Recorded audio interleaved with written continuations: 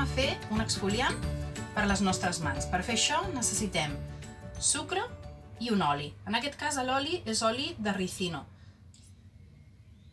Aquest oli és molt viscós i ens anirà molt bé per fer l'exfoliant. Després tenim el sucre, que en aquest cas és panela, podem fer servir qualsevol tipus de sucre en realitat. Necessitem 2 mesures d'oli per una mesura de l'exfoliant, que en aquest cas serà el sucre.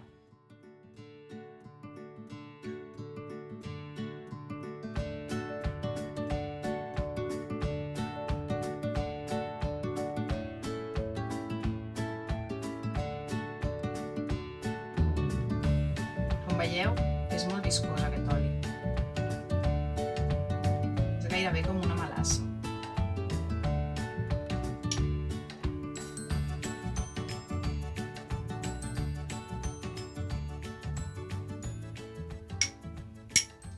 Ara el que farem és remenar-ho bé.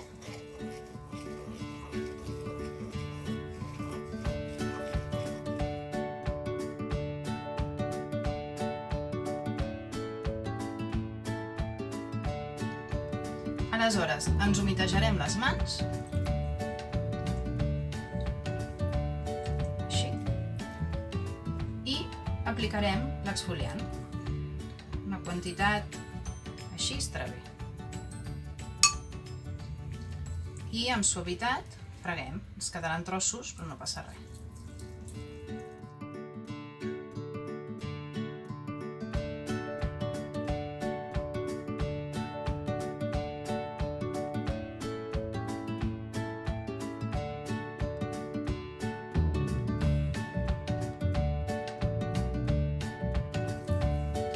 Circulars, podem fer els dits també,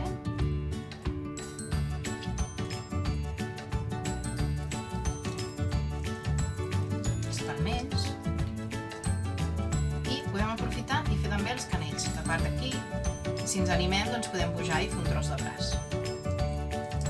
I ho deixarem actuar 15 minuts. Després de 15 minuts agafarem aigua calenta i ens ho traurem. I ara, per fer l'hidratant de mans, farem servir olis essencials, mantega de cacau, un oli de la nostra elecció, en aquest cas farem servir macadàmia, però serviria, per exemple, un oli d'oliva també, o oli de coco, aigua o bé hidrolat, que això serà per l'hora d'aplicar-lo, i un utensili on remenar. Aleshores, el primer que farem és fondre a bany maria la mantega de cacau.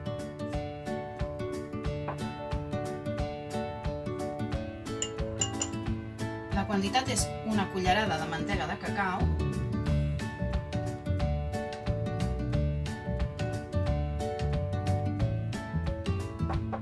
I posarem 2 cullerades de l'oli que haguem escollit.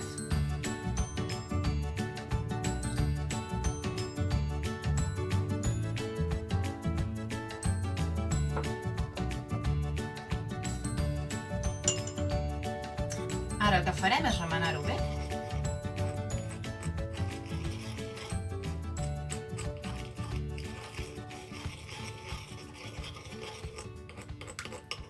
I ho deixarem refredar.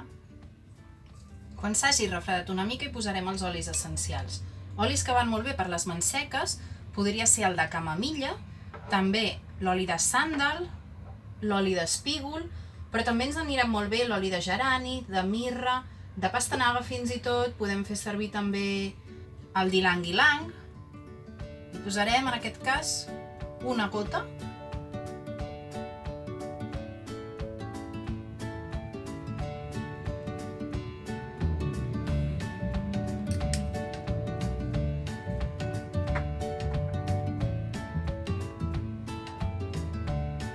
Una gota d'espígol i una gota de sàndal.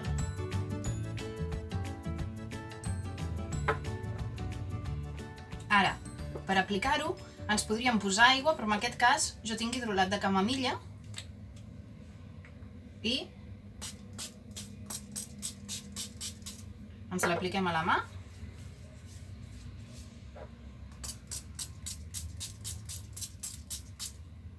Que quedi ben humida i apliquem l'oli.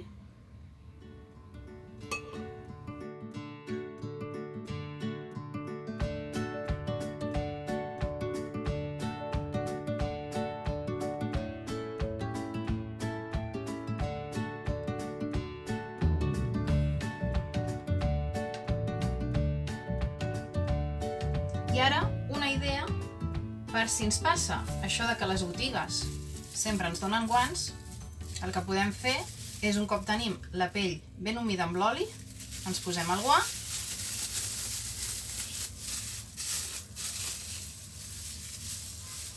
i el podem fixar amb una goma i ho deixem actuar. D'aquesta manera absorbirem millor l'oli i també reutilitzem els guants. Ens el traiem i ens esbandim les mans.